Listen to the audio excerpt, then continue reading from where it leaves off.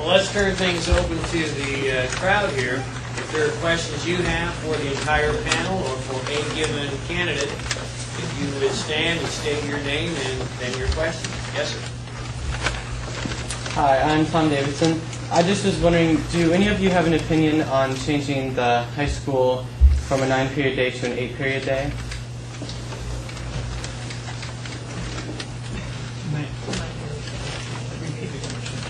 The question was, are there any opinions about changing the high school schedule from a 9-period day to an 8-period day?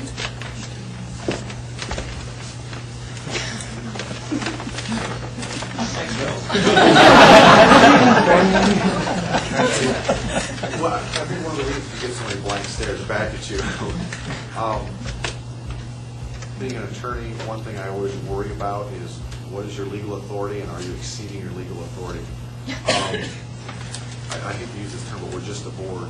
We hire experts. We hire administrators. We hire teachers. I understand we're working, I know in the middle schools we're working towards a block program to have different subjects taught in blocks. And I think that is how we're currently doing it in order to increase, I believe, math and science times in the classrooms mandated by the state. I would, as a school board member, rely on my experts who I've hired to help us make this decision. Another question. Yes, sir. Yeah, I'm Jim Rooney. I've been around for an awful long time. But one of the things that concerned me for many years is that it appears that the voters of Findlay have been in favor of a better situation for our middle stream in 3 different facilities for at least 20 years. We just can't seem to get the job done. Does anyone here have a magic solution that will involve all the other school districts in developing one middle stream school? Financially, particularly, would be a big problem. I think this issue has come up several times Sure has. in our system. And the people who were involved in our program out back, which they used to call the SHOP program, recommended many years ago that we go to a joint vocational school. And when you think about it, it makes sense. First of all, when you're looking for buildings, we got 3 Millstream buildings. I don't know what happened out at the university. I do know that at one time the university was convinced, talking about Owens in this case, was convinced that they were not going to sell that facility to the university, that it was going to go to the school system. But it did not go to the school system for whatever reason, and nobody's ever said why. What an ideal situation to move everything into one building. You're looking for buildings right now to put other things in. The same thing with the joint vocational school. First of all, financial support comes from outside because it is a joint vocational school. It's a chance to get a new building up. It's a chance to get a new philosophy as to how that's all handled. I always tell one more story. I'm only telling it because you're sitting here and you mentioned how long you've been here. We used to have a fellow out back there by the name of Steiner at Auto Shop, what the kids called Auto Shop. And you know what? They won a national prize almost every year for their testing programs and everything. And every young man in that program knew one thing. If he did what he was supposed to do, and he learned what he was supposed to learn, he had a job when he left school. Right now, if you look in the paper, you'll see them all the time advertising for mechanics. Where are they? We had them before. We don't have them anymore. Something's happened to the program, and if the school doesn't want to run it, I think we should go to a joint vocational school.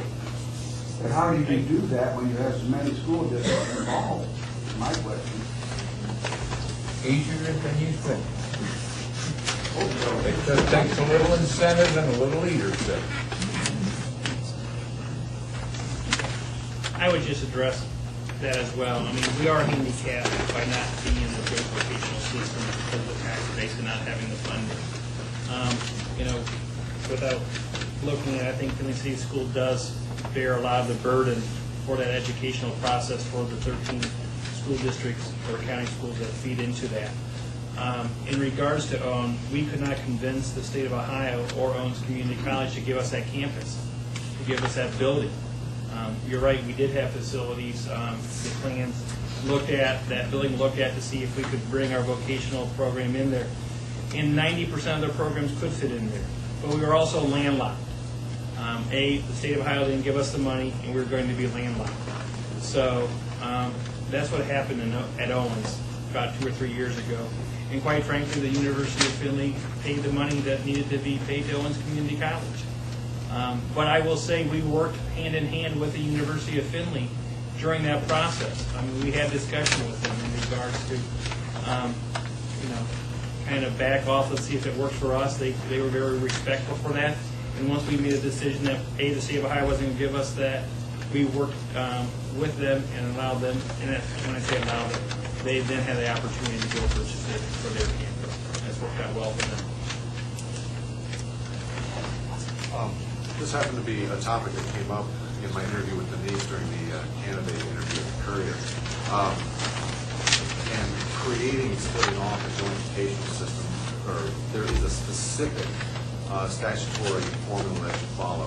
It involves votes of the board of all of those involved in the compact and a few other things, but we'll let school council worry about that. But that is a good idea for a funding area. Does anyone, are you familiar with Four Corners? I am. Like a beautiful facility. Through my work with the counties, the various counties' budget commissions, we review their budget annually. And they have a set levy, which the nice thing about, just like school boards and the 20 mil floor, joint vocationals have the 2%, or excuse me, the 20%, the 2 mil floor. And at that point, once you enact your millage, you're flat, and there's no House Bill 920 reduction. What that allows you to do is your funding grows with inflation. If it is something that all of these school boards are interested in, then I would run it down. I mean, I would make motions to the other school boards that are involved to see if that's a possibility. Because, ladies and gentlemen, if you're interested in technical education, please visit Four Corners. They're doing quite a nice job, and they're an example to follow.